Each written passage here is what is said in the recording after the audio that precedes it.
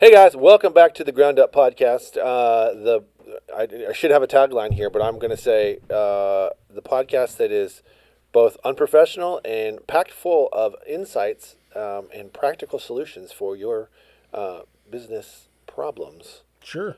And I made that up on the fly. It's pretty good. You like that? Yeah. And I'm going to have to remember that every time. Dang it! Yeah. I'm here with my co-host and business partner and one of my close friends, Roy Mangrum. Hello, hello. And Roy and I are sitting. Yeah, we need one of those applause buttons. Do you have one of those? He hasn't figured out how to use that one yet. Don't All right. touch it. Let's figure that out. Let's program in some applause. We'll do And that. one of those didn't. We'll clean that up in post. All right. Roy, where are we today? We're at the old Barbell Voodoo HQ. This is where magic happens. It looks like a tornado hit in here. Actually, it looks pretty bad, but I have a lot of love for what's behind you. That calendar it's insane. speaks to It's me. big. Yeah, there's a lot of stuff on it. Mostly, who's here, who's not here. Yeah, on but different days, but yeah. I mean, I love the digital era that we live in, and I'm thankful for all the wonderful tools and resources that we have. But that, Yeah. like a whiteboard, Yeah. a whiteboard and a notepad to take notes. Still Yeah. two things I would probably never live without. Amy's desk over here to my left is like I've never seen so many sticky notes, and Yeah. she knows what everything is for. I'm like, all right, hey, whatever your system is, Yeah, and don't let me get in the way. I love a sticky note. I just don't touch it. Yeah, I just can't. I can't do that. I can't. Well, I can write it on a sticky note, but then I'll lose the sticky note, so then Right. it's pointless. Yeah. Or in a fit of rage, wanting to control something, I'm like, I need to clean off my desk. I probably don't need that. I And probably it's- don't need this. Yeah. And then later, You're like, where's that sticky note? exactly. Yeah, it happens a lot. Now, so you and I have been busy already. It is October. We are 7 months out from 10th? Today the 10th? today's 11th. Yes. The 11th. We are 7 months roughly out from Ish, yep. 7 the months. 2025 Music City Fit Expo. So every year we started a little bit earlier planning. This year we did some preliminary planning prior to 2024's Expo. Mm-hmm. It Yeah. kind of gave us a little bit of a buffer. I think didn't the first one we took us about a little over a year to plan that one because Yeah, we but- got it at a weird time. And that was starting from scratch too. Yeah. Like we had no customer base. We didn't know what we were doing. Yeah. So, I mean, that was starting 100% from scratch. We had to go reach out to, whatever it was, 80 vendors. Right. We had 0 vendors. That was before We had the no mailing magazine. list, yeah. Yeah, so we had nothing. Right. So it did take a lot longer. And I think it was harder to sell too. Well, yeah. I mean, you're selling an idea. You're selling, hey, what if, instead of, oh, look at these pictures and video, and Right. here's the ticket sales, and so it's different now. It is. It feels good to have. I think it feels good to have momentum because I think Yeah. we're still coming off of last year with a lot of excitement Yeah, for sure. from. I mean, just certainly from us because of what we were able to accomplish. But it feels different when you're talking to folks about it, and that's fun. Yeah, that, and like I was telling you when you got here, that we've had people like, hey, I want to buy my VIP tickets now, where typically we don't sell tickets until 6 weeks out Yeah. is when we even, they're out there, but nobody's Really buying them. Buying them up, right? 6 weeks out, you'll start selling tickets, and then really in Nashville, you sell the bulk of your tickets the last 4 weeks. No, you sell your tickets further out, but the last 6 weeks is when you sell the bulk of your tickets. Right. And the closer you get to that last couple of weeks is crazy because everybody's last minute people. Right. Very much true. But we got people now like, hey, I want to buy VIP tickets. So we went ahead and put them out there. And, they're already selling them. Like, just didn't see that coming. So yeah. Yeah. So it's good. I'm It's really excited. cool. Yeah. That stuff helps us. Plus, I know we were equally probably excited about different things. I am the most excited about bringing the NPC Natural Show. to the expo. I know that's something that you and I had our eye on, some type of bodybuilding figure competition for a long time, since the inception. Yeah. So finalizing that has been really, really cool. And, having that being said, I don't know how this will age. We're all assuming that this is going to go off without a hitch. There's a lot of planning still left to do. Yeah. There is. There's a lot of planning. And we spent last Friday at the expo hall measuring and measuring and measuring. So yeah, but it's exciting, For sure. I mean, it's there's you can plan all you want, and you hope you're close on measurements and all those things, and then it's day of, it's just like, well, let's see if we can cram it all in here. And that's kind of how it is, and that's how it's going to be with the stage and everything that comes with bringing the NPC show there. So it's it's a huge get to add that to everything else that we're adding this year. Right. With it being 2 days, that's also a huge planning curve. Is before, when we've done it as a 1 day, all the events, they have like 2 days to set up. Right. Which is great. A little bit different this year. When you have 2 days and your shared space, where one group has that space day one, the next group has it day two.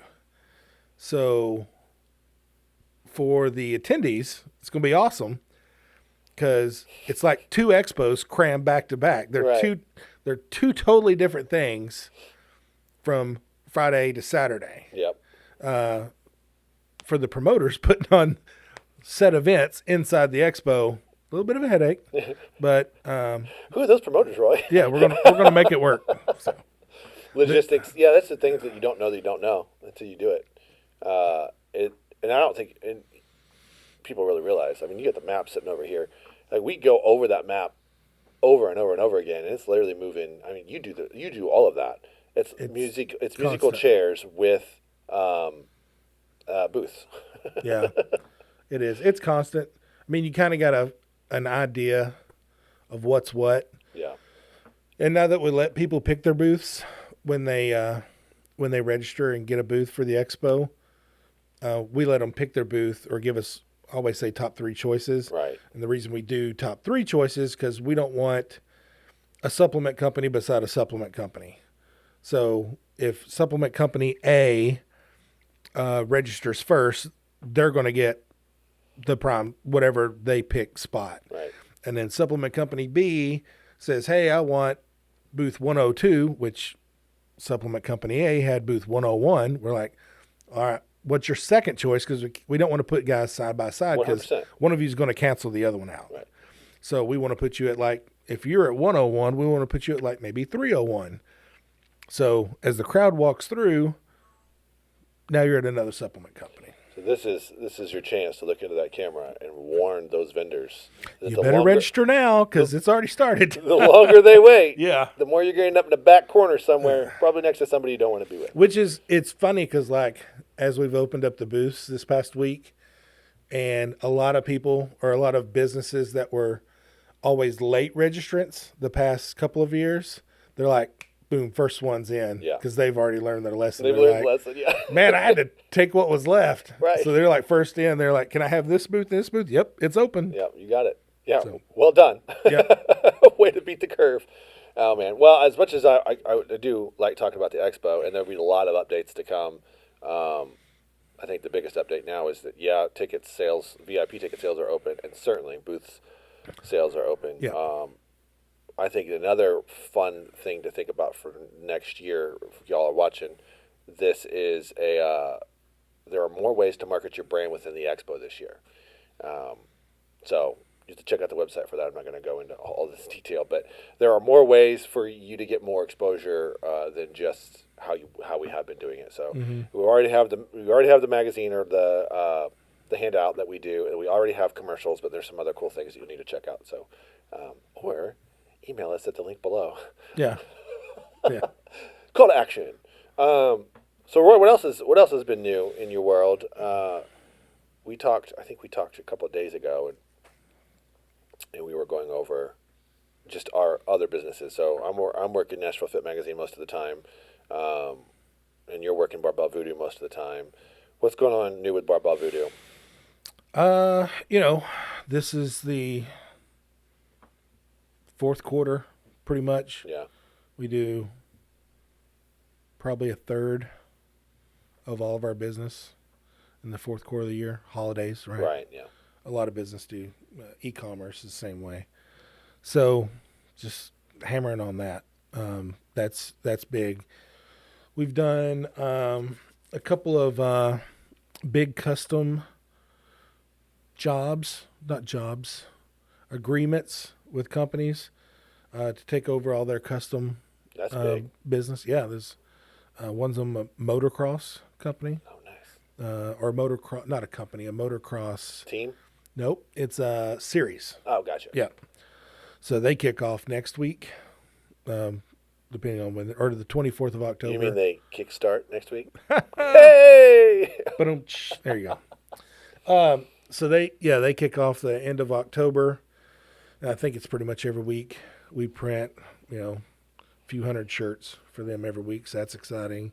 That's cool. Yeah, that, I mean,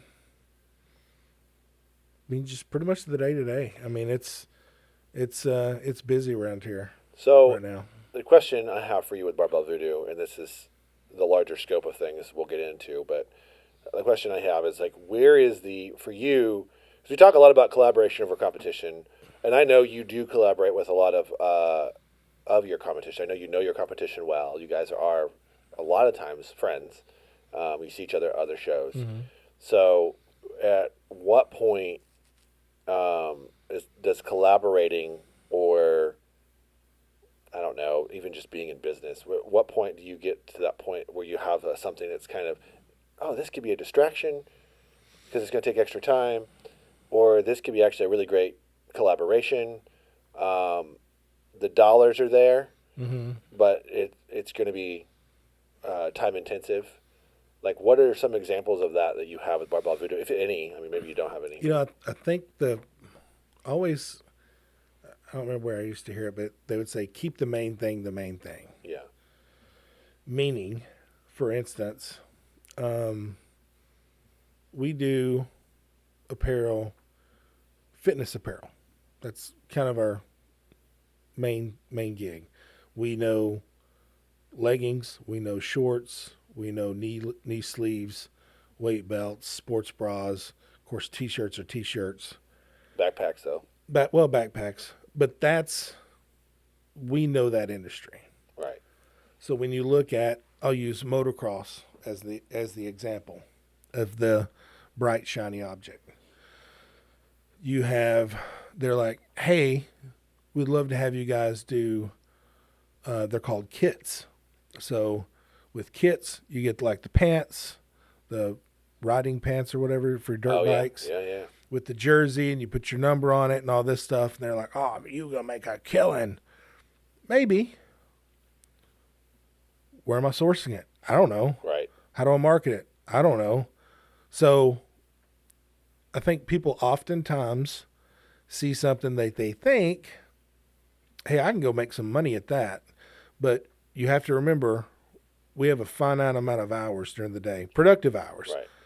People, there's 24 hours a day. You're not productive 24 hours of the day. No, it can't be.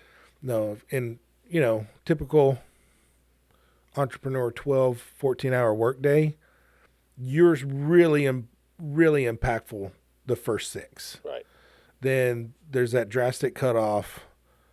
And then, like, I know with me personally, like the end of the day, I pick back up. But they're toward like the 3 to 5, I'm worthless. There's nothing going on upstairs. Right. Any of those hours that you take away to try something else, right, you're taking money out of your pocket. This is true. All day long. So, like for me personally with the expo, I have to be real careful juggling the two. Right. Because any time I spend on the expo is time I'm not spending on the brand. Right. So I have to be sure that I have the bullets in the chamber over here with the brand continually refilling, because that's how apparel works in e-commerce. What's the next thing? What's the next thing? What's the next thing? As long as I keep that full, I'm freed up to do this over here. If there's ever a drought over here and I'm still focusing over here, then, and I think I saw this the very first year we did this, sales just trailed off. Right. You can't have that. You can't have that. So you have to be real careful. There's a very careful balance of not going after every bright shiny object. Just because you can doesn't mean you should. Right. Sure. Type of deal. And knowing, hey, strategically, anytime I take away from this to do that, what's going to happen to this? Right. Who's going to fill my role while I'm over here playing entrepreneur? So I need somebody to make sure that anything I was supposed to be doing during set hours, it's still getting done, or I already did it, which means I'm going to work more hours. Then it gets back into the productivity of which, you know what I mean? So it's a balance. Well, I mean, you can. This is a good example is that you, for an entrepreneur, you want to go on vacation, right?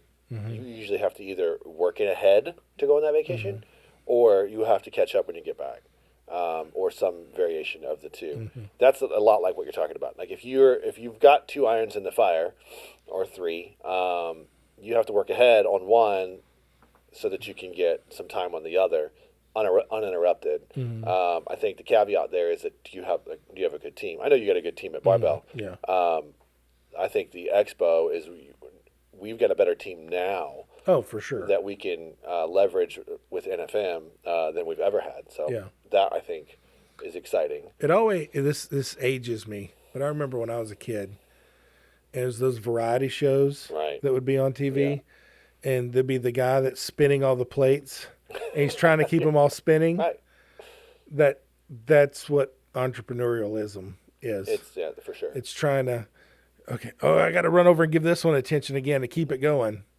That's exactly what it is. Well, I bring this up because I got approached this week about doing, and I don't think I've told you this yet. I've told you one. I've got 2. I got approached on 2 levels. I haven't told you about the second one. So I got approached by a very well-known, I guess you could say executive business coach, author, entrepreneur.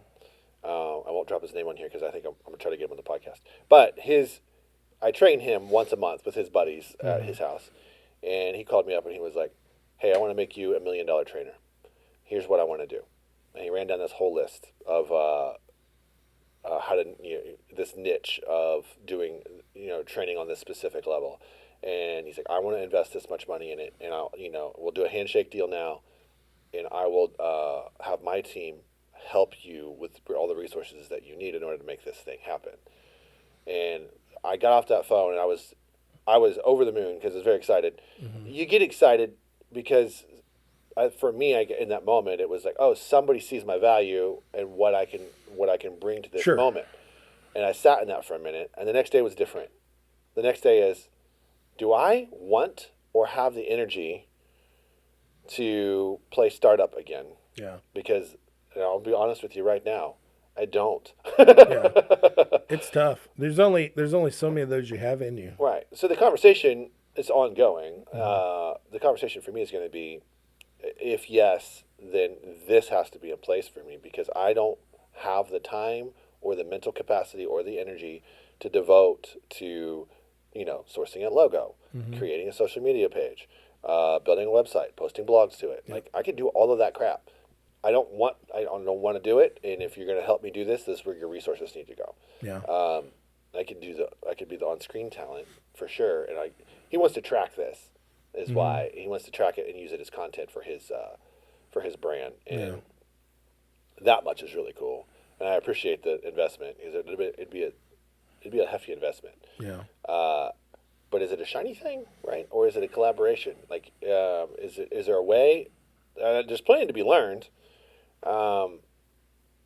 As far as what we do with Nashville Fit Magazine, I think there's a lot that I could take away from it, knowing who the individual is and what he's been capable of doing with big brands like Pepsi, Ford.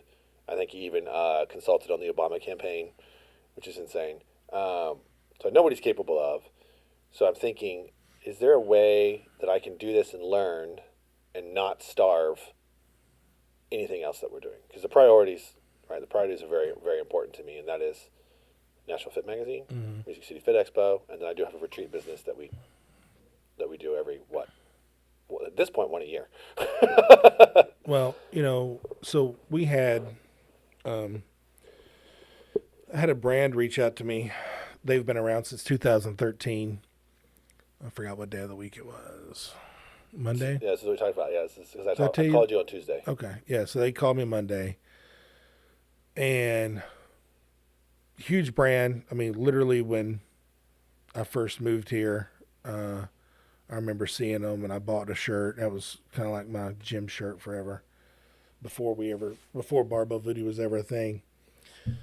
And during the conversation, he was talking about doing a holiday release. Right. I was like, yeah, absolutely. We can, we'll do something with you guys. And, thanks for thinking of us. And he's like, let me ask you a question. Would you be interested in purchasing said brand? I was like, okay. Never saw that coming. They've been around since 2013. And I said, well, let me send me the packet. Right. Have your broker send. So the broker sends a packet. I got it the other day. Signed the NDAs, so I can't say who they are or anything about them. But looked at the financials and did all that due diligence. And I was telling Jeremy, my business partner with Voodoo, I'm like, this would be really cool if somebody else ran it. Right. That's right. The only way it works because my plate's full. Sure. I can't do anything. So just is it a cool thing that they approached us? It was awesome. 100%. It was humbling. It was an honor. But you feel seen in that moment. I feel you feel seen, and then you realize just because I can doesn't mean I should. Doesn't mean I should, and left it right there. Like, guys, I appreciate it. Glad to collaborate with you and all those things, but where we're at right now, that just isn't something I can take on. Yeah. That's it, and that's what feels tough, because when we are working with entrepreneurs, we're usually working with them on that in the trenches mode, right? A lot of them don't have startup capital. They don't have investors. They're not in a spot where they're jumping out with a little bit of a safety net. They are literally scrapping, right? They're doing guerrilla marketing, like like you and I started out. Yeah. So it's easy to look at an offer like that, and the shiny part is the promise of X amount of dollars. I think the important thing you keep saying that you said was what's the trade-off? If I rob Peter to pay Paul, right, and Paul takes all my money, I can't go back to Peter. No, he's I'm gone. over here, life support. Yeah. For God's sakes, live. Yeah, and that's the trouble. I mean, when you look at stuff like that, what he's, in your instance, like what he's offering you, sounds great. Sure. And usually when someone's trying to sell you something, I've never bought a used car where I'm walking around there and go, you know what, this car, it's a shit. It's shit. The tires wobble. No one ever says that. Yeah. It's got a leak over here. It's got an oil leak. It's got a ton of miles on it. No one ever says those things. They're like, man, it's a great car. It's a great car. It's going to get you from A to B. Yeah. Smooth ride. Smooth. Handles like you wouldn't believe. Air conditioned, cold as ice. Oh, yeah. I'm pretty sure it was only driven on Sundays to church. Yeah. Or the grocery store. Garage kept. Southern car. Yeah. Nobody, yeah. nobody tells you the what can happen, the what probably will happens. Everybody sells you the rose-colored glasses picture, and I get it. You're selling them something.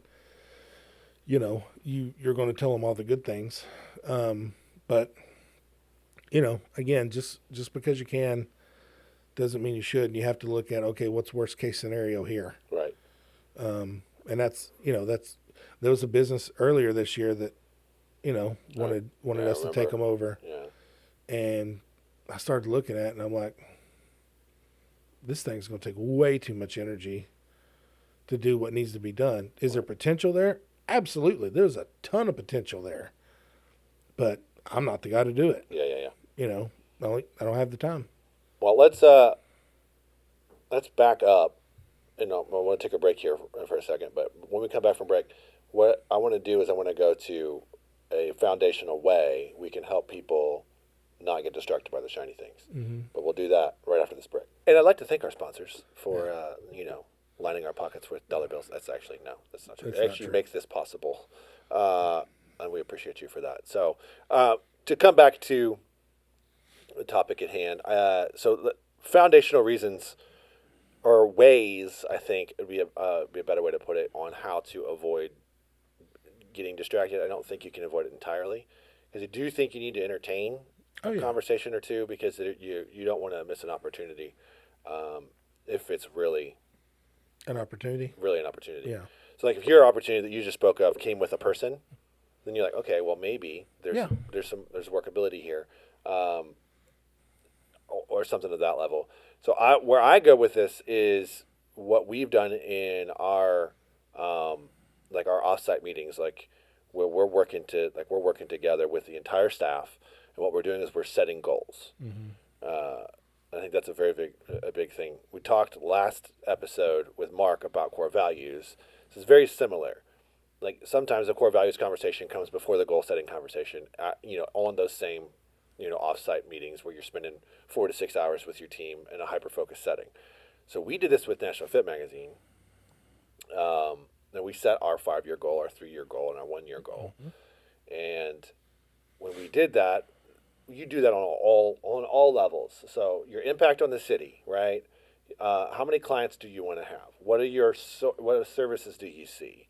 What's that big thing in the sky that one client that you think could change everything? We went through and set all those goals. Mm-hmm. So when I look at the offer from the gentleman that says, I think I can make you $1 million coach. Here's what we would like to do. We want to track it. We want to make it this, sure, he'll probably use it for his own gain too, and as he should, as far as like showing people what he's capable of. Mm-hmm. The promise of $1 million is like, I don't know. It's like I just set some really good goals, and if I get within 80% of them, this offer doesn't really excite me.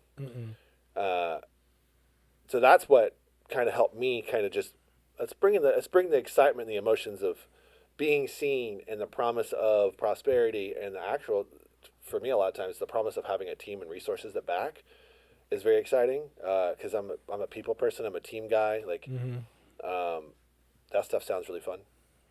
What calms all of those things down is the reality of you already set this goal. You're already tracking to do exactly that, and you've already put in this much time, right? So that helped me. What helps you with that stuff? I mean, like I said, keeping the main thing the main thing. Right. If it's, I'm not going to start selling snowshoes. We don't sell snowshoes. Yeah. Somebody else can sell snowshoes. It's not what we should be doing. Right. When those opportunities present themselves, I do it more mentally than physically on paper, but I'm also the pessimist, not the optimist. If you're I know. If you're an optimist, it's probably really hard to see the differences. Yeah. Because you're like, dude, it's awesome. We can do this, right? And I've been that. Yeah. Yeah. We've collided on that a few times. Yeah. I had to throw the harness on you. Whoa, Terry. Easy, killer. Back up, Terry. But mentally I go, all right, here's the things that are legit positives, right? This opportunity can generate this, or it shows here on the P&L, it's generating this much. Right. It's going to cost this much, which comes off of that. What could go wrong? Yeah. You know, and it's kind of look at everything on a list: positives, negatives. If the negatives outweigh the positives, your decision's made. And Right. even sometimes, if the positives outweigh the negatives, that still doesn't mean Yeah. it's the right thing to do. Yeah, it's not necessarily a light switch. Yeah. If you have a donut shop, do you start selling fried chicken? That just because Because you have fryers. yeah, yeah.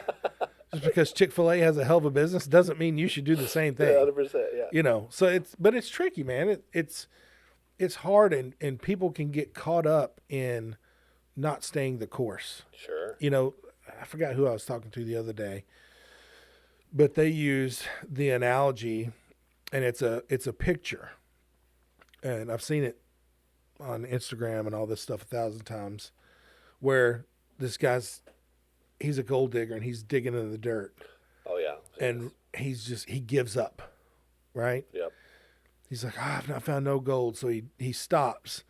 But the picture you're looking at is like a cutaway of where he's digging, and you can see like one more shovelful, and he hits the mother load of gold. Yep. And it's hard to not stay the course sometimes, because you're like, yeah, but this thing over here, Mm-hmm. this is the one. This has the promise of everything. This is everything we've been looking for. This is the fast forward button. Yeah, Right.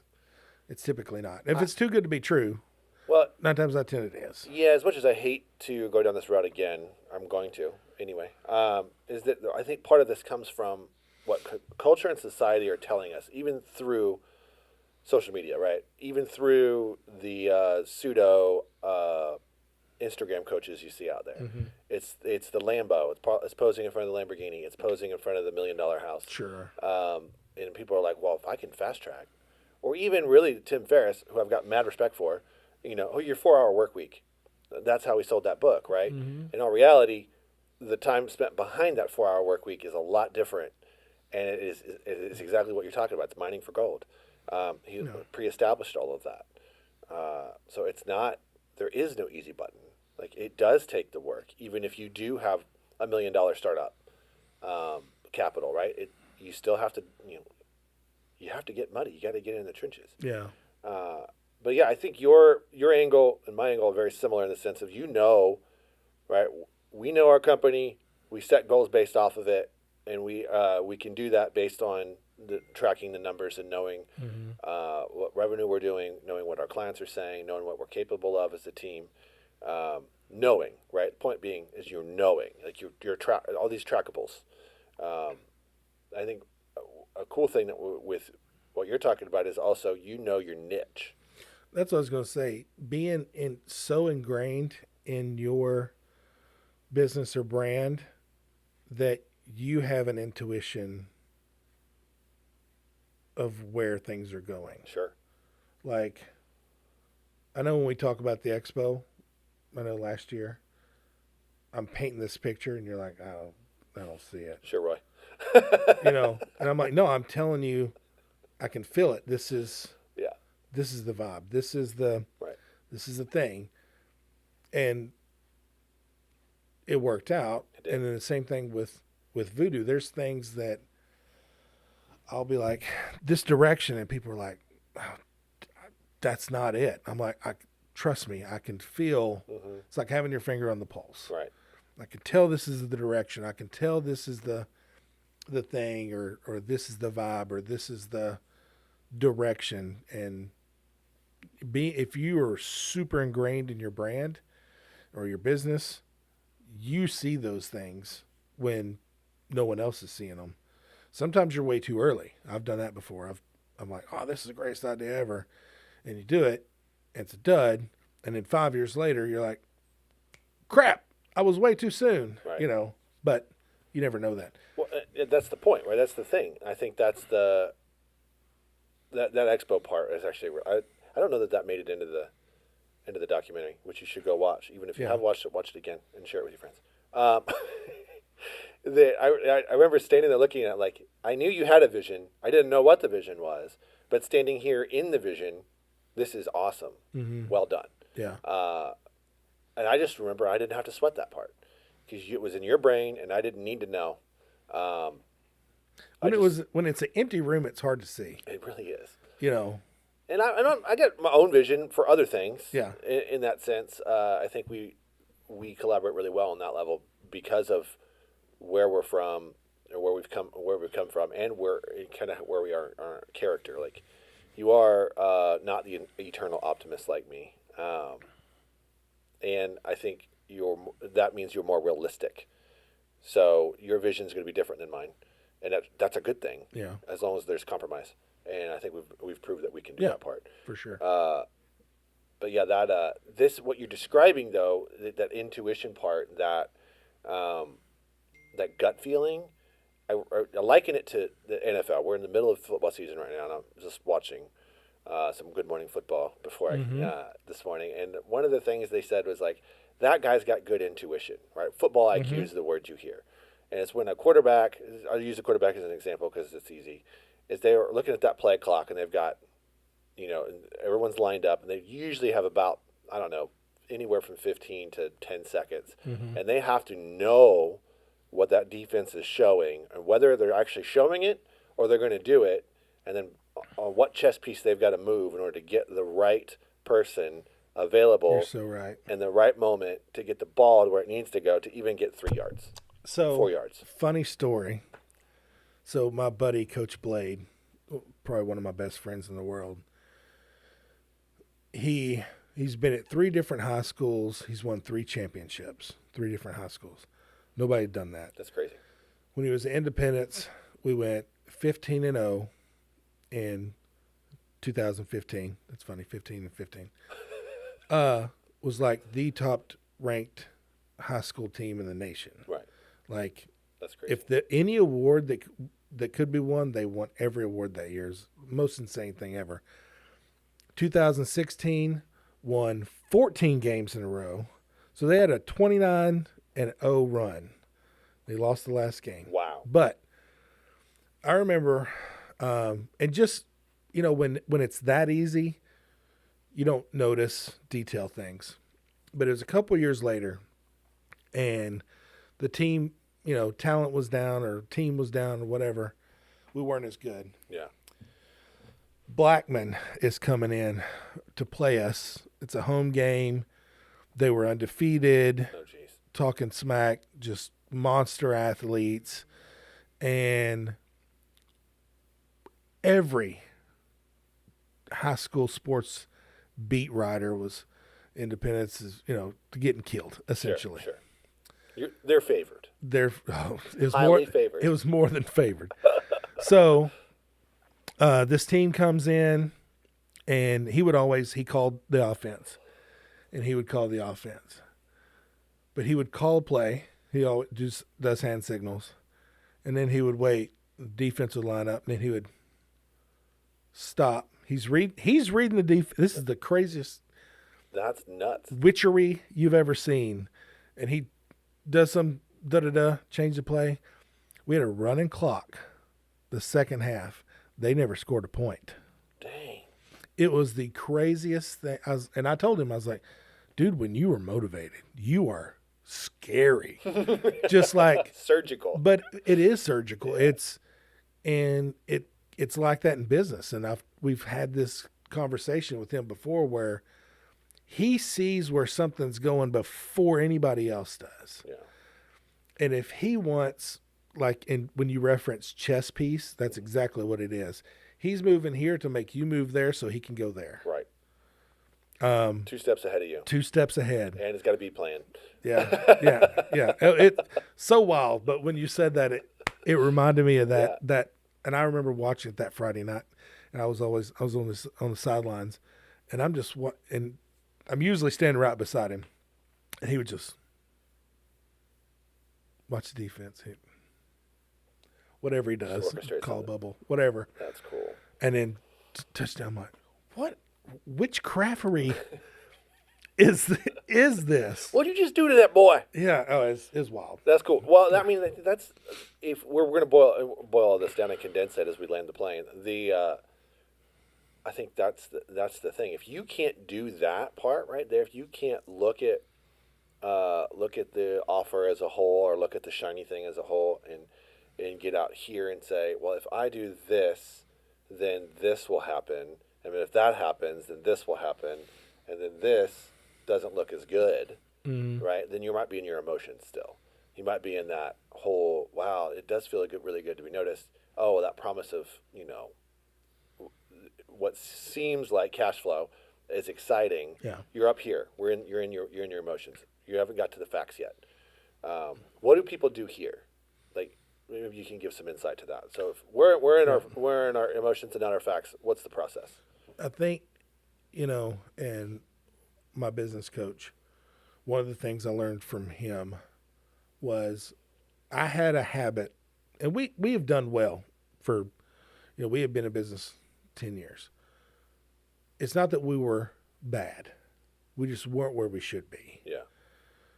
A lot of that was all feel, no strategy. But you have to have both. Sure. Right? So a perfect example, we would be running into Christmas season, and then I order Christmas stuff. It's too late. Yeah. Why haven't you got out ahead of that? Why haven't you planned your releases? Or we were doing events for the sake of doing events. There was no strategy to it. Like now, when we do events, we look at how many people are going to be there. Historically, what have we made at this event? Is it profitable to go? Who's going to go? How far do they have to drive? What's that fuel going to cost us? Hotel not. There's a lot of pieces that go into it. So now when you go back and look, when I go back, because we track all that stuff, and I tracked it then, but I didn't do anything with the information. Sure. It was just all on a spreadsheet. Yeah. Wasn't using it to help steer the bus. Only tracking it because there are guys like us on a podcast somewhere telling you to track it. Well, no, it just like, for whatever reason, like I thought it was important. Sure. But I didn't know why. Sure. Yeah. Does that make sense? Sometimes you should be doing certain things, but you're like, I don't know why I'm supposed to be doing it. But I would go back and look at, and I'd be like, I'd put the formulas in at the end, because in the beginning we just track sales, cost or expenses, what we paid out to people. That was kind of it. We didn't put anything past it. Now, when I do it, cost of goods, the labor to produce the goods, to put them in there. What's the profitability of each event? What's the profitability at the end of the month? What's that percentage toward the bottom line?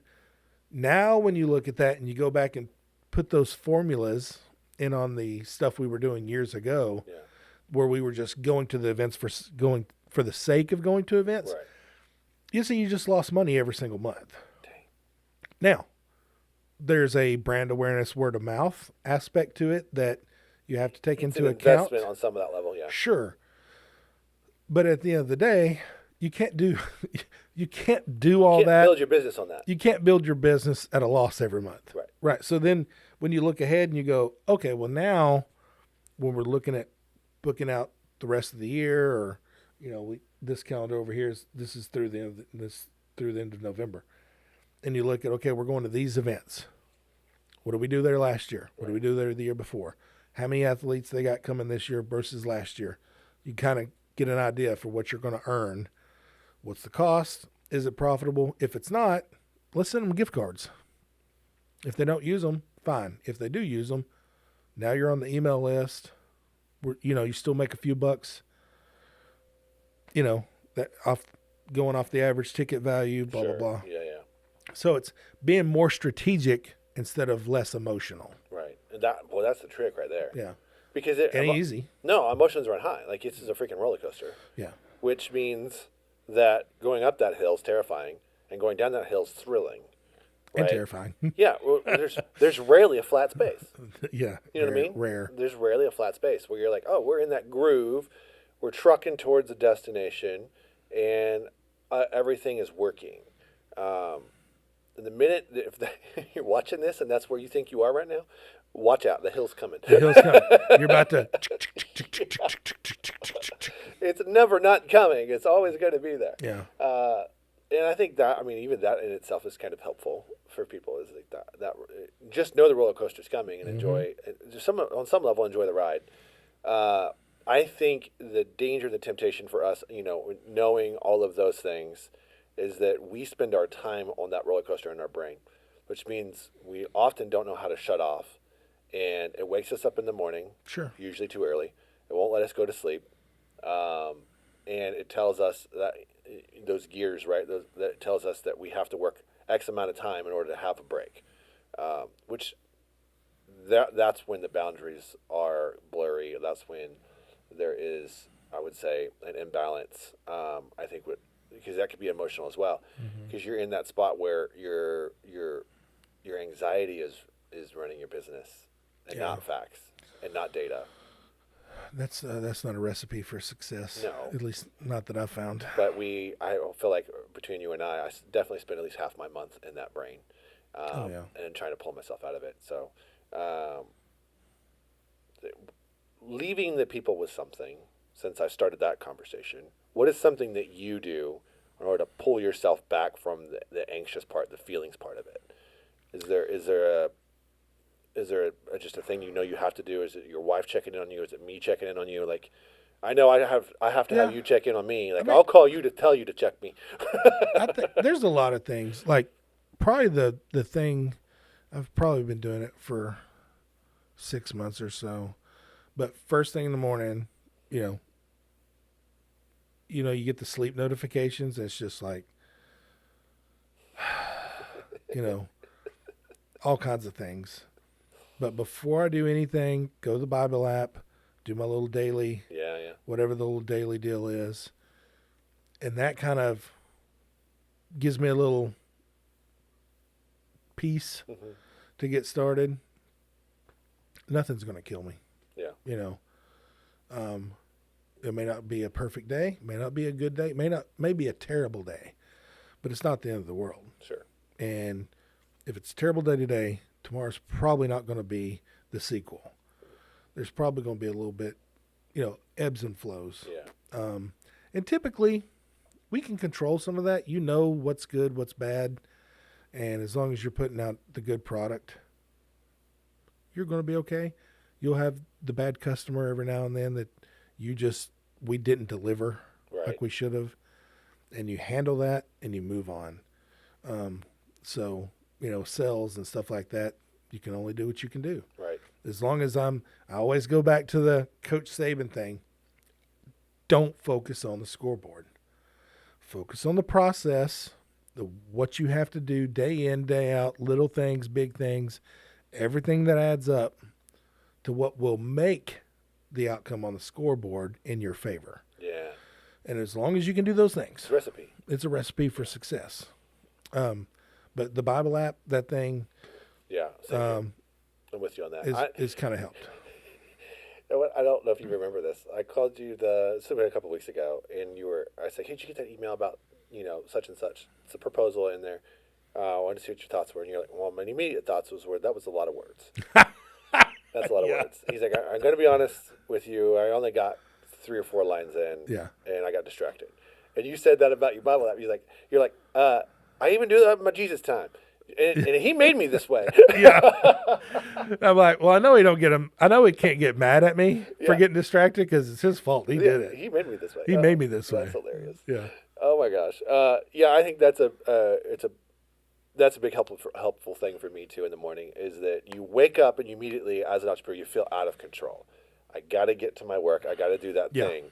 And when that is the way you wake up, for us, I mean, for me specifically, it's if I don't have that quiet time, if I don't get a chance to sit down with my wife and talk about the day in the morning, then I will go straight to work, which means I burn out faster. And you find yourself in a higher. You're now letting your work be fueled by your anxiety or your whatever your fear of not having enough money, or whatever that metric is, it's not typically good until you check that right Yeah. out the gates. So I think that's helpful information. That 10 to 15 minutes beforehand Yeah. doesn't change what's waiting on you or anything. Yeah. You know what I mean? So hurrying up to get to the emails or the work, they can wait 15 minutes. I think it's the same thing about fitness. You and I have talked about this too. It's like you hit a wall in the middle of your day. It's like you said it a couple weeks ago. You're like, Terry, I was useless to everyone around me, and I found myself being short. Like, I just left. I got away. I was anxious for no good reason. Yep. And I just went to the gym. Yep. And I was like, yep, that's keeping time for that. It's just another way to check those crappy emotions that we're dealing with.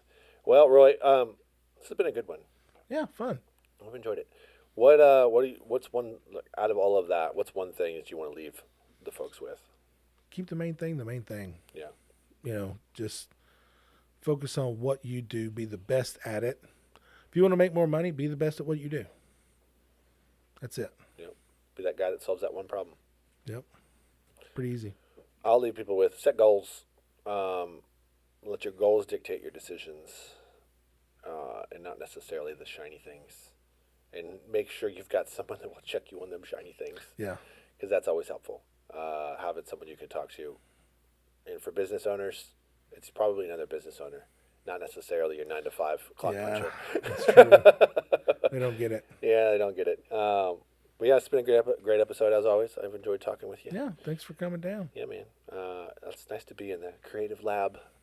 Creative lab's next room. Well, yeah, I'll go in there on the way out. Just rub on things to get inspired. That sounded weird. Anyway, if y'all like this podcast, make sure you hit the subscribe button so that you can getting all of the alerts and when a new one's popping out. If you want to advertise on this podcast, you can email us at info@NashvilleFitMagazine.com. And please share this with your friends if you found it helpful at all. Make sure you share it. That helps us a ton, and it gets more people listening to the show. Roy, can you say bye to the people? Bye to the people. We'll see you on the next one.